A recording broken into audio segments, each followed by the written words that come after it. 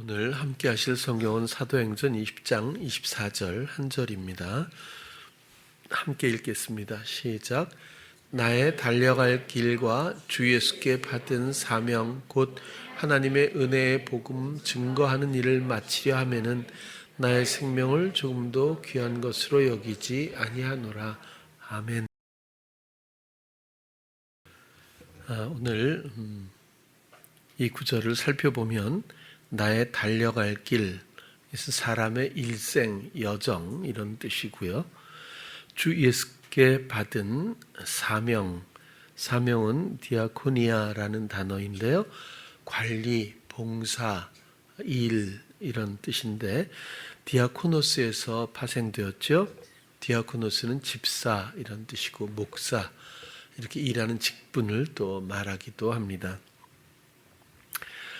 사명 곧 하나님의 은혜의 복음 증거하는 일을 마치려 하면은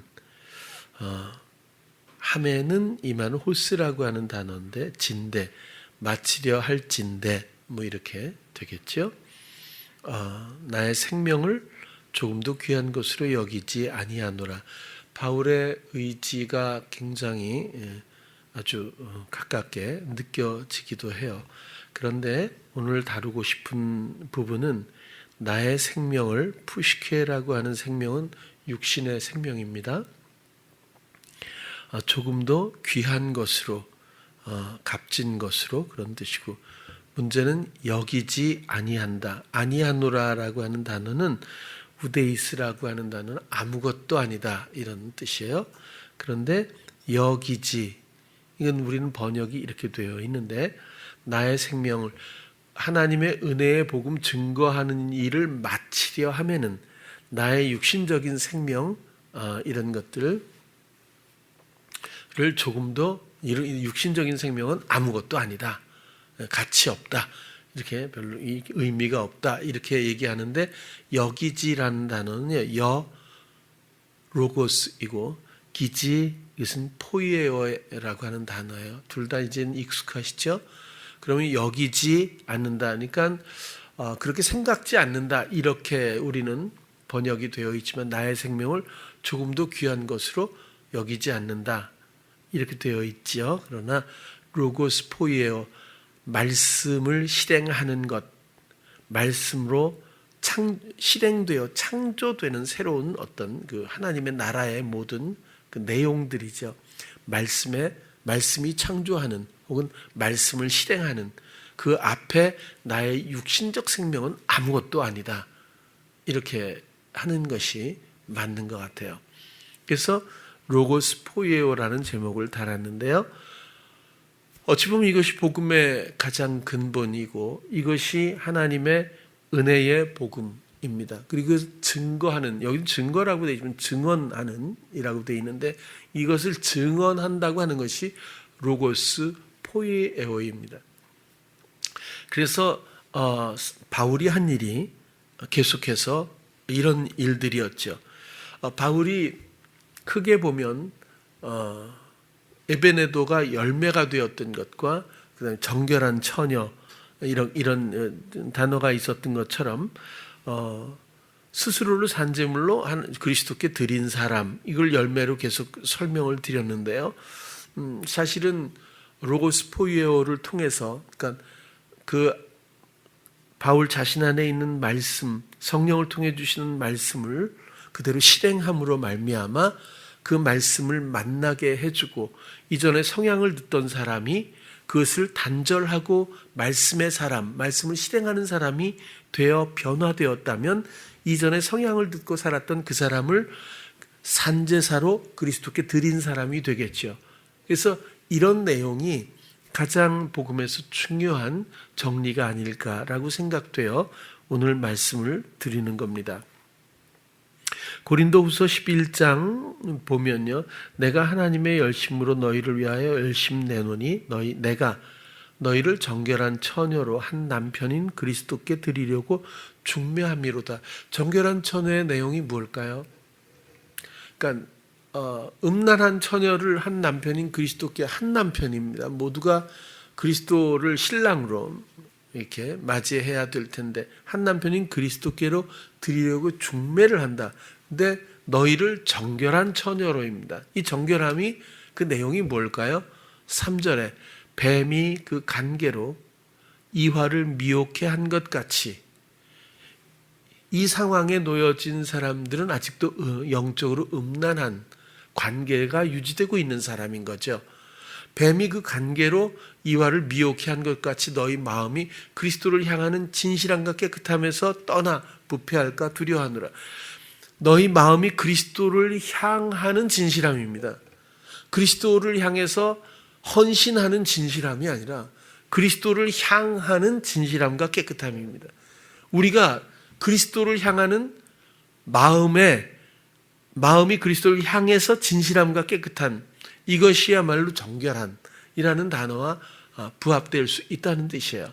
이제는 뭔가 의도를 가지고 나를 도와달라고 한다거나 세상이나 육신적인 것을 추구하면서 그리스도를 끌어들이듯이 그렇게 주께 나아가는 마음이 아니라 이 모든 성향을 듣고 살았던 옛사람의 모든 것들을 끊어버리고 이제 오직 그리스도만을 가지고 우리의 모든 의식과 또 우리의 모든 내면의 모든 감각들을 오직 주께 드릴 때에 이 마음이 진실함과 깨끗함으로써 그리스도를 향할 수 있다면 그것이야말로 정결한 처녀를 설명해 줄 수 있다, 이렇게 보고 있는 겁니다. 그리고 바울은 그것을 시도해 왔고 그렇게 교회를 세워왔고 그렇게 성도들에게 복음을 전해 왔다, 이렇게 볼 수 있지 않겠습니까? 사실 뱀이 그 관계로 이화를, 내가 하나님의 열심으로 너희를 위하여 열심을 내는데 내가 너희를 정결한 처녀로 한 남편인 그리스도께 드리려고 중매한다라고 하는 건 지금 이 시점에서 하는 이야기입니다. 바울이 이 편지를 썼던 그 시대에, 그래서 예수 그리스도를 믿지 않고 성향으로 살던 사람들을 복음을 전하고 그리스도를 만나게 하고 사랑하게 하고 또 감각의 교감 가운데서 이제 그리스도로 듣는 사람으로 이전의 삶을 포기케 하는 이런 과정에 따라서 오직 그리스도와 사랑에 빠지게, 그 사랑의 생명에 함께 동반할 수 있도록 도와주었던 그 바울의 이런 사역이 갑자기 2절이 그런데 3절은 뱀이 나오고 있는 거예요. 에덴에서부터 시작된 뱀이 뭐죠? 동물이 아니라고 했죠.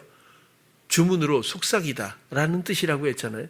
이 원리의 관계로 이화가 미혹된 것 같이 이게 에덴에서부터 시작된 원리이고 바울은 그것을 청산시켜 준 겁니다.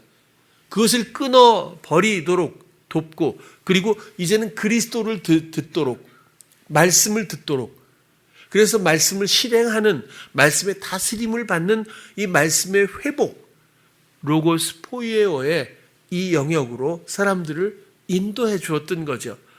그것이 오늘 본문 내용대로 하나님의 은혜의 복음을 증언하는 것이었고 또 그것을 받아들이는 사람들이 말씀에 힘입어 그들이 말씀의 사람들로, 말씀이 다스리는 하나님의 백성으로 전환되었다.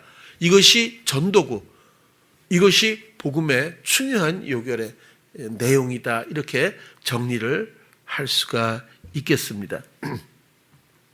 그렇게 누구를 듣는가가 너무너무 중요하다고 제가 누차 얼마나 많이 반복해서 말씀드리는지 몰라요. 복음의 중심 가치는 누구를 듣고 살고 있느냐입니다. 누구를 듣고 있는가, 이겁니다. 제가 청년들을 가리키거나 혹은 뭐 이렇게 혼을 내거나 좀 강하게 말할 때도 그걸 듣지 말고 그리스도를 들어야 하는 거야. 그걸 들으면 네가 결국 폭망하거든요. 영혼은 무너지고 간음 형태의 고통이 그 영혼에 축적될 수밖에 없거든요. 괴물이 돼가는 거죠. 표류하는데도 떠내려가는지도 모르는 거거든요. 자기 영혼에 대한 유기거든요. 그래서 제발 좀 정신을 좀 차려달라는 거죠. 제발 분별 좀 해달라, 이렇게 해서 얘기하는 거지, 뭐 저한테 잘하라는 얘기도 한 번도 해본 적도 없고, 그죠? 뭐 제가 바라는 게 뭐가 있겠어요? 그 영혼을 향한 그리스도의 마음으로 그저 부르짖듯이 말을 해주는데 어떤 영혼에게는 그런 것도 이제 멈춘 사람도 있어요. 왜냐하면 지금 이제 더 이상 이제 좀 그런 상황도 있고 그런 시기도 또 있거든요. 어쨌거나 바울이 한 일은 아주 명백하다고 봅니다. 그냥 교회를 세워서 신앙생활을 도왔던 건 아니라고 봐요. 우리는 선교사님들 자주 요즘엔 만나고 이렇게 하지만 많이 힘들어하시는 분들도 있고 또 아주 굉장히 다들 열정적이고 생명도 아끼지 않는 최일선의 복음을 전하는 아주 소중한 사명의 사역자들입니다. 그럼에도 불구하고 옛사람을 해결하지 않고 할 수도 있다는 얘기를 전번에도 제가 누차 그 다른 자리에서도 표현을 한 적이 있었어요. 그러면 결국 사단판이 되거든요. 신앙생활에서 끝날 수 있다는 거죠. 우리는 한 영혼이 묶인 데서부터 풀어져서 그리스도의 신부가 되고 사랑에 빠져서 사랑과 지혜와 그리스도의 지식으로 말미암아 풍요로운 영혼으로 모든 것들이 에덴에서 오류가 난 이 모든 것들이 이제 하나님의 나라에서 회복되는 것을 안내해 주는 거잖아요. 근데 이렇게 모여서 예배드리는 형식이나 신앙생활의 헌신으로 이런 것들이 이루어지지는 않는다는 겁니다.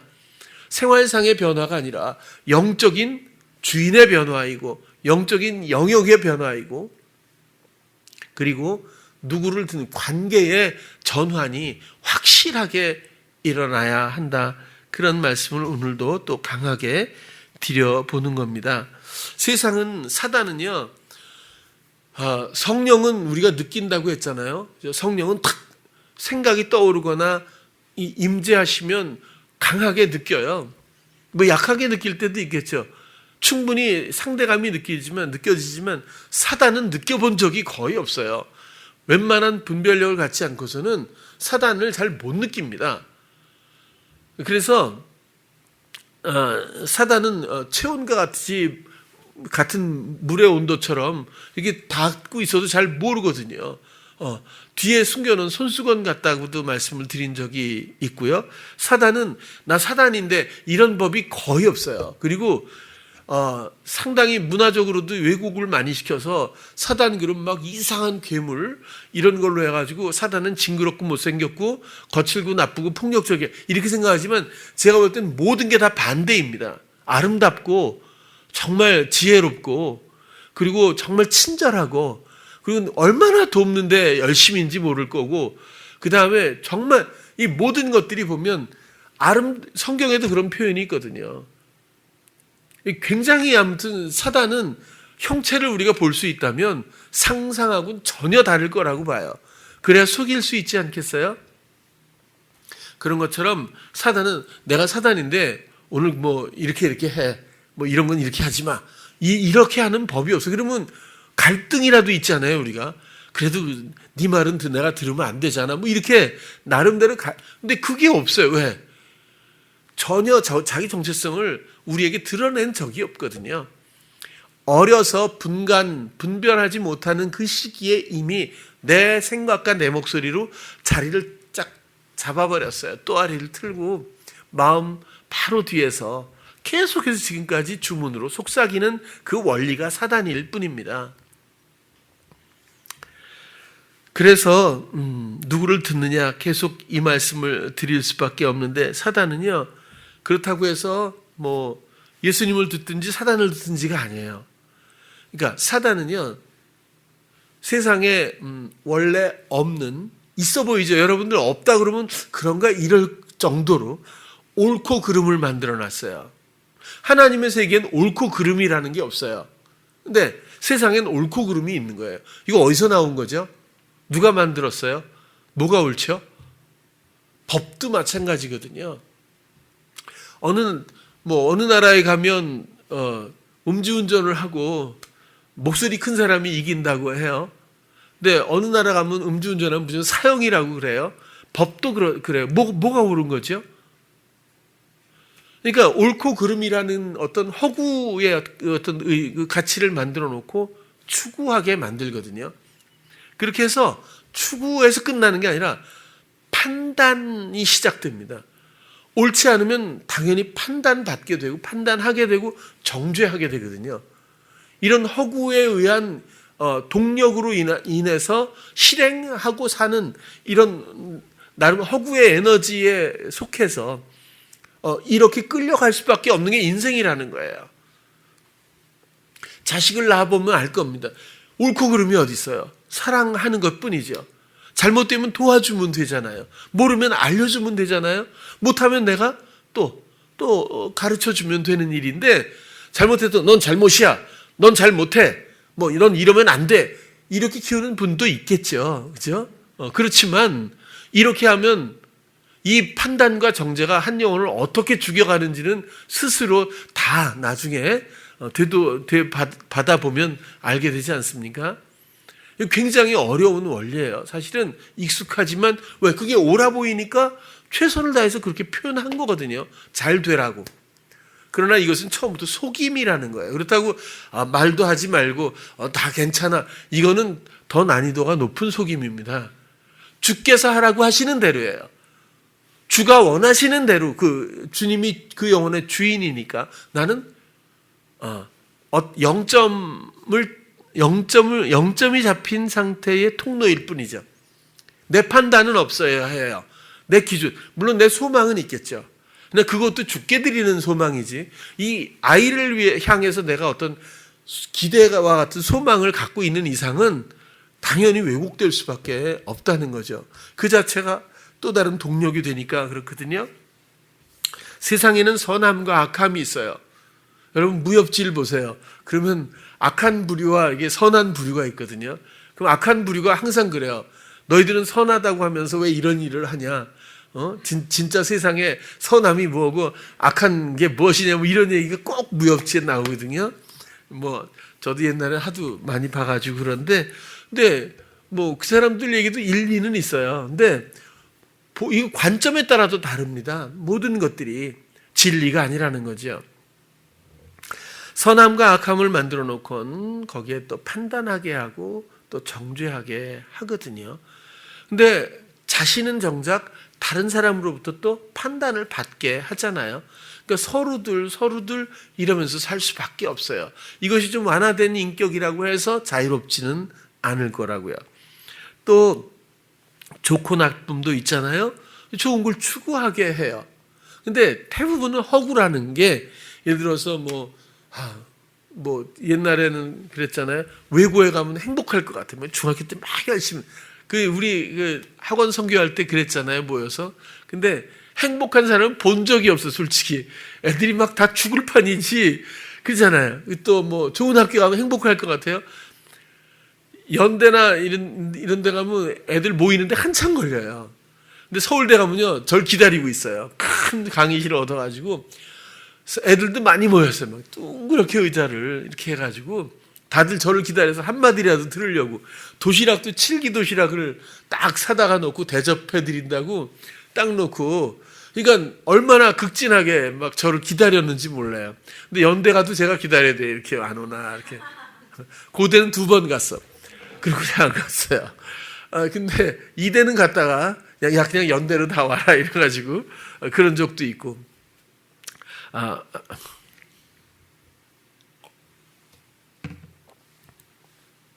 세상에는 좋고 나쁨도 그렇고 또 많고 적음도 있고, 이런 비교 가운데서 부추기잖아요. 부추겨서 자기 경력, 자기 비하, 이런 부작용들이 너무 많아요. 제가 여태까지 보면서 자기 생각을 분별해서 단절하고 주님을 듣고 말하는 사람을 거의 본 적이 없습니다. 주님의 생각, 이것은 이 순간 들은 대로 또 내가 말하는 게 아니에요. 늘 설명을 드렸지만 그냥 우리가 깨끗한 마음, 나의 의도도 없고 나의 생각도 정말 허무한, 여태까지는 정말 부추기는 대로, 속삭이는 대로 내가 따라서 말하고 실행했던 이런 삶을 이제 정말 원수로 여겨 그만두고, 이젠 주님을 향한 깨끗한 마음, 친실한 마음을 향하기만 하면 벌써 생각나요. 벌써 말해요. 벌써 행하고 있어요. 벌써 발견이 돼요. 벌써 감각된다니까요. 그래서 우리가 이렇게 마음을 향하는 것 말고 할 수 있는 일이 없어요. 왜? 전부 주님이 하시겠다고 약속하는 게 복음이거든요. 근데 아직도 내가 뭔가 하고 있다면 이건 뭔가 아직도 정리가 안 된 거예요. 제가 볼 때는. 우리는 받아야 해요. 사랑 받는 거예요. 그 사랑을 받았기 때문에 그 사랑이 주님을 사랑하게 하는 거죠. 그 사랑이 이웃을 사랑의 눈으로 보고 주님의 사랑의 통로로서 사랑하게 하는 거지. 계명이 사랑이니까 우리가 사랑해야 합니다. 사랑합시다. 사람의 일이 당연히 될 수밖에 없다는 겁니다.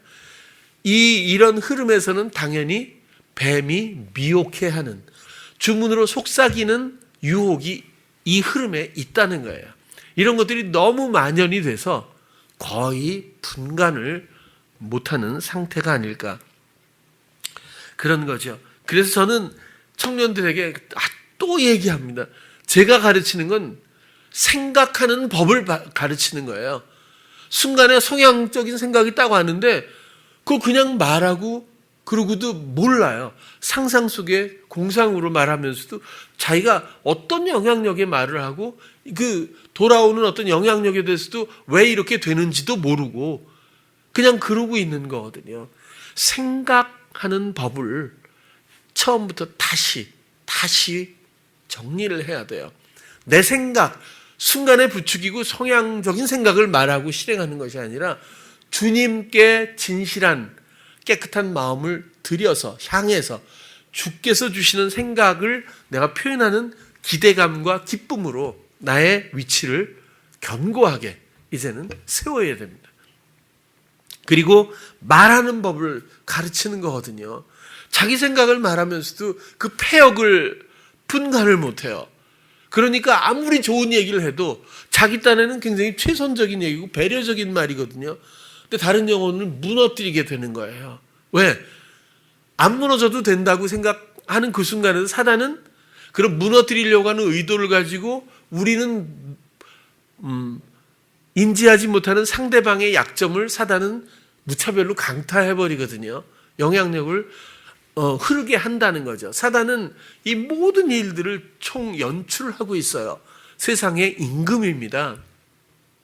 그래서 우리가 생각하는 원리, 생각하는 법, 말하는 법, 이 원리 이런 것들에 대해서 관심을 갖지 않고 그냥 생각나는 대로 말하는 이 삶을 유지하고서는 로고스 포이에요. 어림도 없이 미혹에 붙들린 자로서 인생이 끝날 수가 있는 거예요.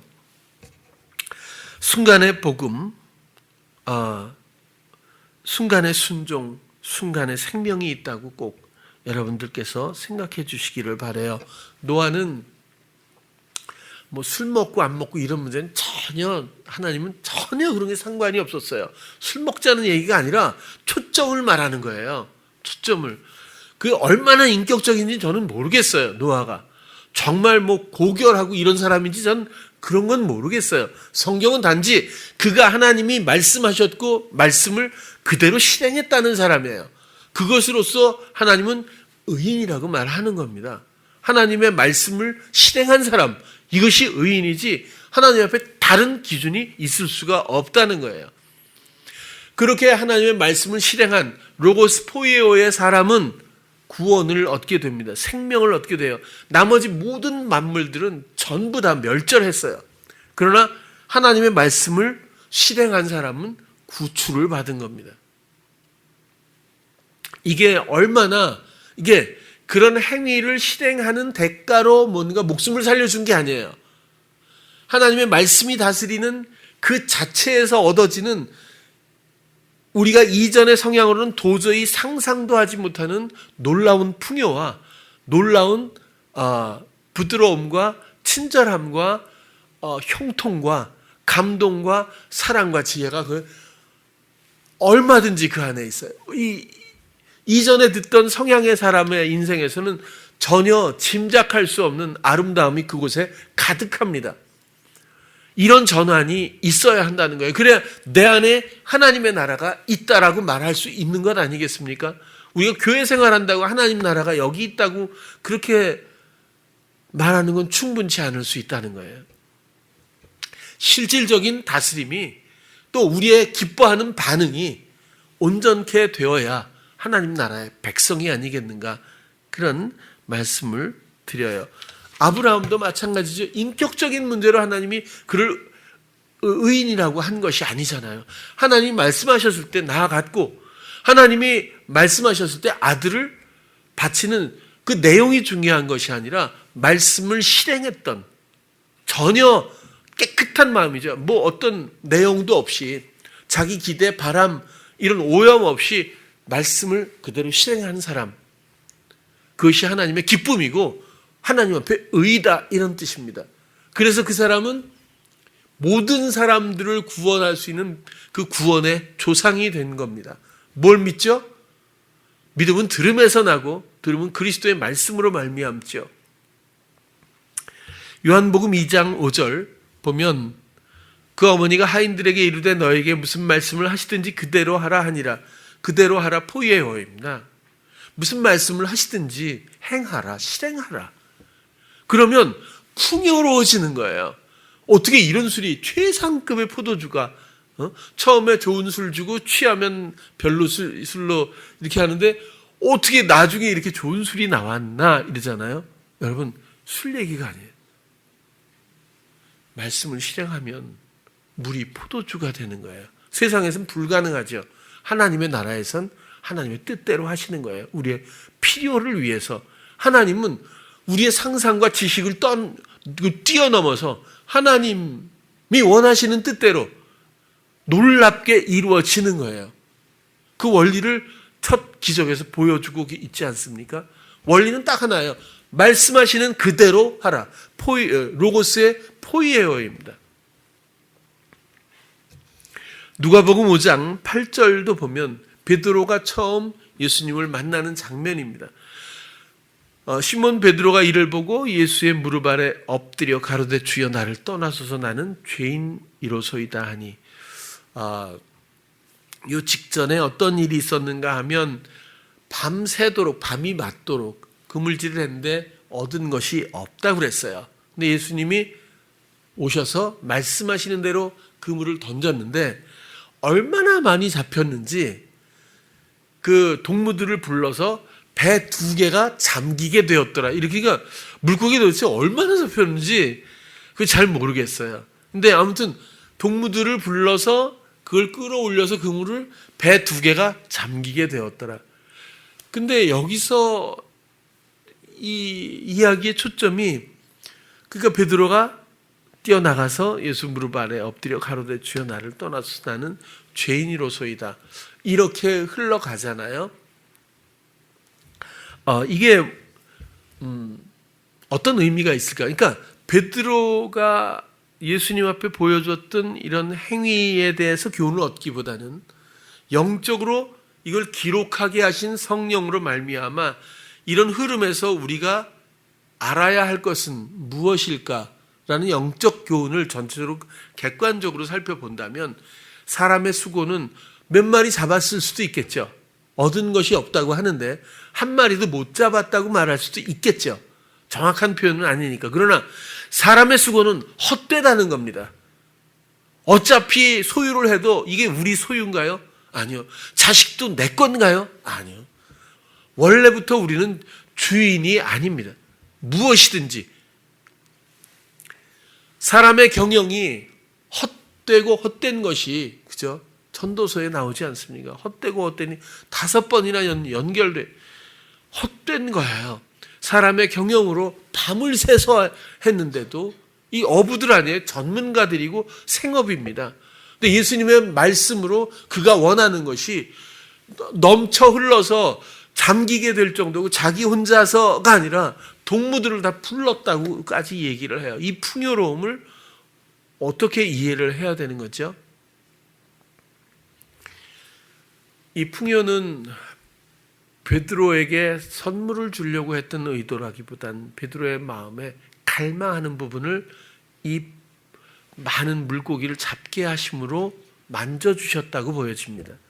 그래서 베드로는 바로 물고기 이렇게 많이 잡게 해줘서 고맙습니다라는 말을 하기보다는 나는 죄인입니다. 나를 떠나세요. 이렇게 말하지 않습니까? 여기서도 죄인을 사기치고 뭐 폭력에다가 뭐 살인하고 이렇게 생각하면 이야기가 이상하게 그죠? 흘러가는 거잖아요. 그토록 이 사람도 자기 의 없음, 메시아가 와서 하나님의 나라를 세우고 우리를 구원하실 것이라고 하는 갈망은 가득했던 것 같아요. 그럼에도 불구하고 하나님의 뜻대로 살지 못하고 있는 자기 경영적 삶에 대한 자기 나름대로의 또 많은 자책도 있었던 것 같아요. 관심도 많았고. 그러니까 이 기적의 상황을 보고 메시아라는 걸 분명히 알게 하셨을 겁니다. 메시아 앞에, 그리스도 앞에 이 사람이 한 얘기는 나는 죄인입니다. 난 더럽습니다. 그런 뜻이잖아요. 난 의롭지 못했어요. 의의 반대가 죄 아닙니까? 하나님이 원하시는 하나님의 뜻대로 살지 못하는 사람이었습니다. 나는 더럽습니다. 그리스도여, 메시아여, 나를 떠나십시오. 이렇게 말하는 이 순간의 각성이라기보다 베드로 한 사람의, 그게 아니라 이런 장면에서 우리 모두에게 주시는 객관적인 영적 교훈이다. 이렇게 생각을 해보는 겁니다. 말씀에 순종하는 것, 이것은 당연히 우리에게도 굉장히 중요한 복음의 중심입니다. 이 베드로가 요한복음의 6장에 보면 그러지 않습니까? 우리가 주는 하나님의 거룩하신 자신 줄 믿고 알았습니다. 이게 제가 5장인데 또 6장으로 이렇게 했는지도 모르겠어요. 근데 제가 이걸 기록하라고 좀 부탁한 내용은 뭐냐면, 영생의 말씀이 계시는데 우리가 어디로 가겠습니까? 너희들도 가려느냐? 물었을 때 영생의 말씀이 계시는데, 이거 굉장히 일반적으로는 이해하기 어려운 말일 수 있다는 거예요. 그러나 이것도 알게 하신 이가 하늘에 계신 아버지일 겁니다. 그래서 표현하게 하시고 기록하게 하셨겠죠. 예수님을 영생의 영원한 하나님의 생명의 말씀이 계신데 우리가 어디를 가겠느냐. 영생의 말씀이라고 예수님을 표현하고 있어요. 성경은 말씀에 대한 증거와 약속과 역사로 이루어져 있습니다. 각기 제 길로 가던 잃어버린 양들, 제 길로 갔다 이 말도 행동 양식이라고 했잖아요. 사고방식, 행동 양식. 자기 옳은 대로, 자기가 생각하는 옳은 소견대로 살았던 사람들이거든요. 물론 다 이게 미혹의 과정이기도 하지만, 결과이기도 하지만, 그런 각기 제 길로 가던 이런 영혼들을 말씀의 다스림이라고 하는 하나님 나라, 말씀의 회복이라고 하는 하나님 나라로 돌이키기 위해서 말씀이 천지를 창조하고, 말씀이 현현하고, 말씀이 사람을 통해서 말씀하시고 약속하신 끝없이, 그렇게 해서 결국에는 이 말씀이 모든 사람들 마음속에 하나님의 나라를 이루게 된 그 과정들을 성경은 잘 기록해 주고 있어요. 자주 말씀을 드렸지만 애굽에서는 말씀이 전 세계에 없었다고 해요. 사실은 하나님의 말씀이, 이건 성경적인 건 아니에요. 그러나 하나님의 말씀이 이스라엘 백성의 몇 사람에게만 있었던 것은 아니라고 보여집니다. 아수르 사람들도 하나님을 알았어요. 그래서 니느웨에 가서 회개케 하기도 했잖아요. 그들도 내가 아끼는 잃어버린 영혼들인데 왜 네가 거기 가서 회개하라는 내 말을 불순종하느냐. 요나에게 하나님이 그렇게 말씀하시거든요. 그 이외에도 중국이라든지 이렇게 많은 나라에서도 말씀이라고 하는 이 하나님에 대한 존재감에 대해서 기록되어 있고 표현되어 있는 내용들이 사실 있습니다. 그래서 하나님은 꼭 이스라엘 백성에 국한된 그런 이런 개념이 아니라 세상 모든 것을 짓고 모든 영혼들을 아버지 자녀로 부르시기 위한 그런 역사를 하나님은 진행해 오셨다. 이렇게 이해하는 것이 전 맞을 거라고 생각이 들어요. 그런데 애굽 때 이스라엘 백성들이 노예 때 바로의 밑에서 노예 생활을 할 때는 하나님이 공존하며 협의하에 했던 이런 흔적이 없다는 거예요. 노예면 딱 노예라는 거예요. 그러면 하나님이 애굽에 가서 거기서 선지자를 보내서 거기서 또 그 사람들을 뭐 교화한다든지 변화시키면 되지 않나? 아니요. 그들을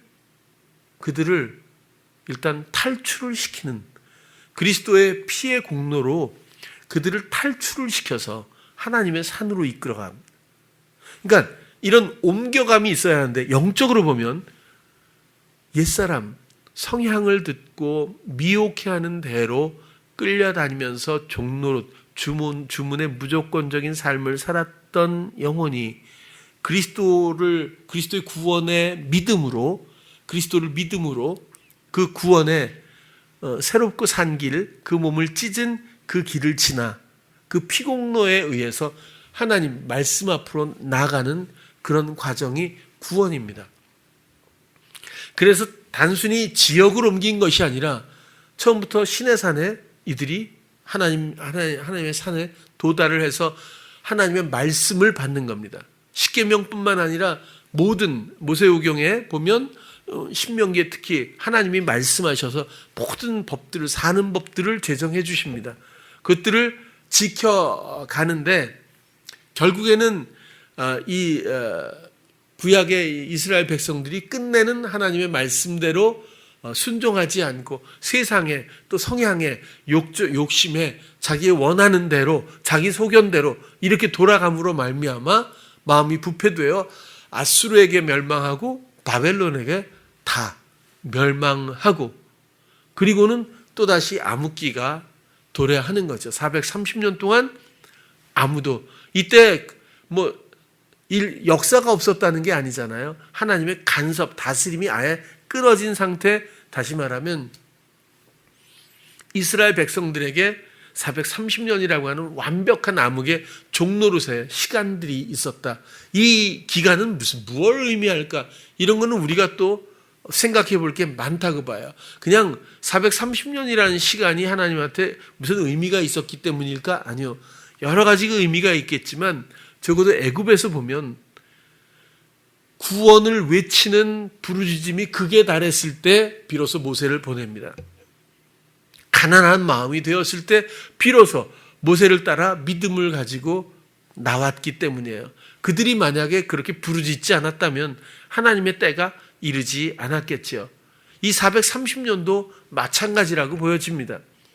그런 연후에 이번에는 말씀이 육신을 입고 죄의 영체로 이 땅에 직접 오시는 거잖아요. 그리고 부활 승천하셔서 이제는 우리들 마음속에 성령이 오셨잖아요. 그죠? 이건 뭐 성령이 어떻게 생기셨지? 뭐 성령 너무 어렵게 생각하실 게 없고요. 이것은 하나님이 이미 하신 일이에요.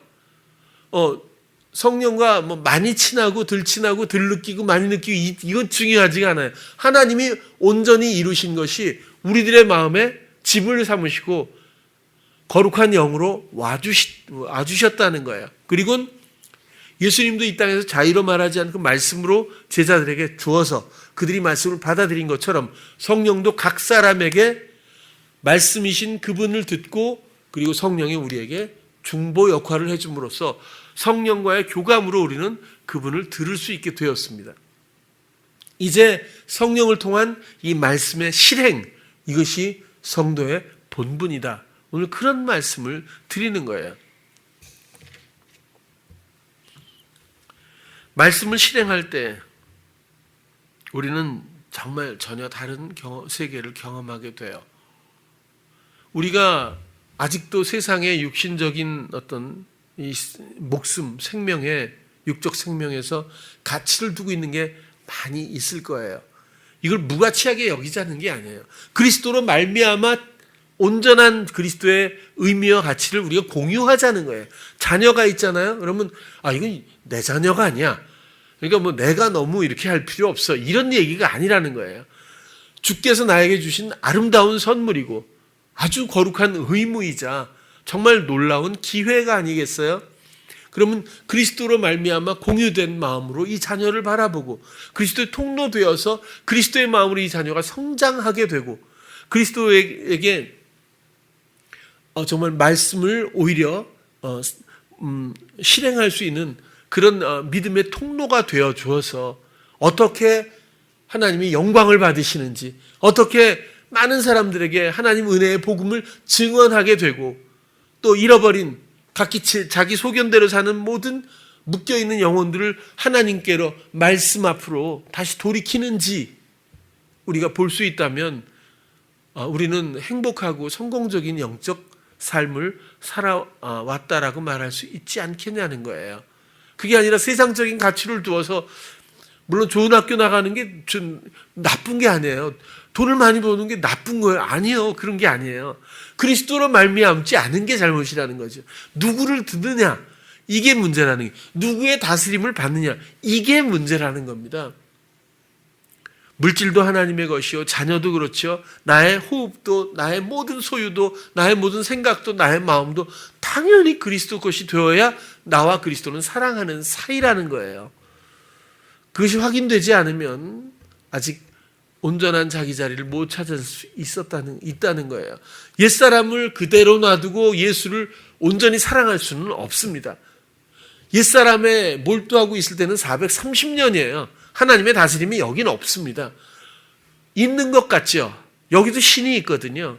여기 예수도 있고 다 있어요. 사랑도 있고 다 있습니다. 그러나 이것은 허구일 뿐입니다. 이것을 그만둘 때, 그리고 그만둔 깨끗한 진실한 마음을 그리스도께 향할 때 정말 놀라운 풍요가 시작이 돼요.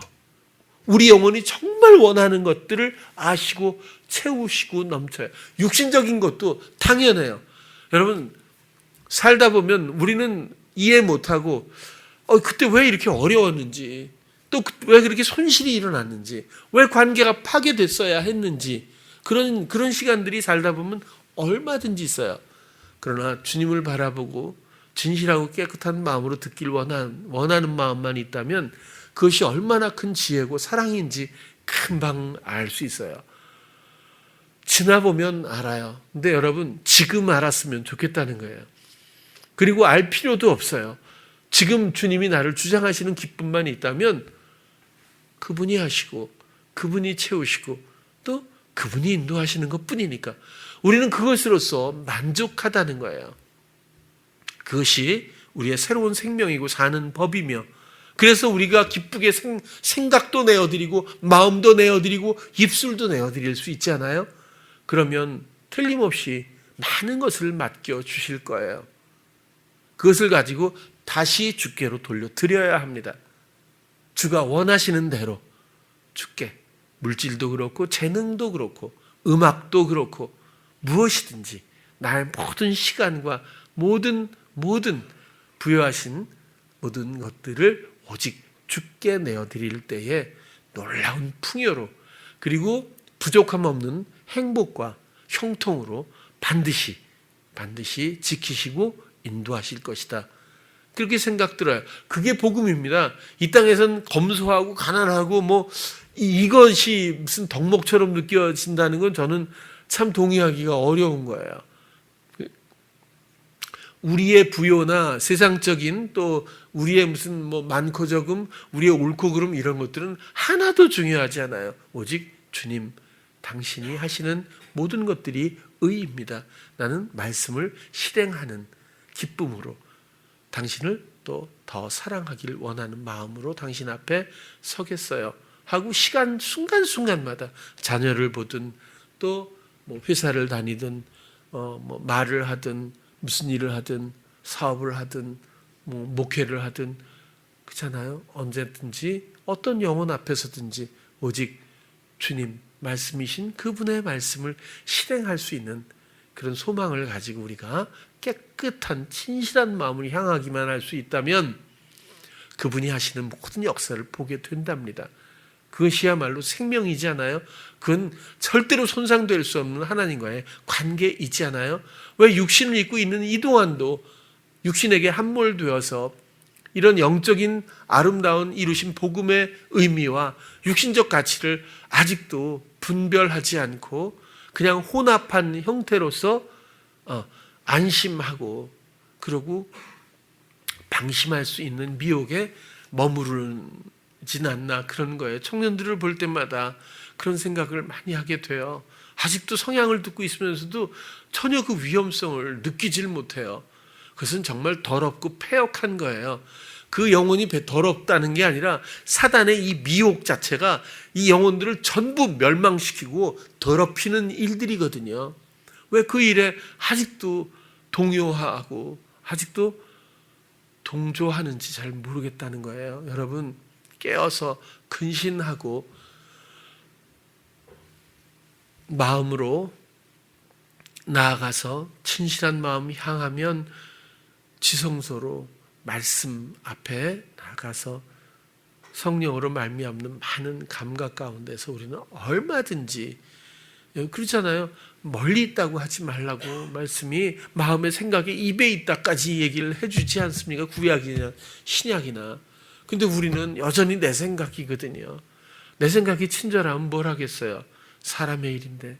내 생각이 헌신하면 생각대로 열심히 하면 뭐 하겠어요? 사람의 일인데.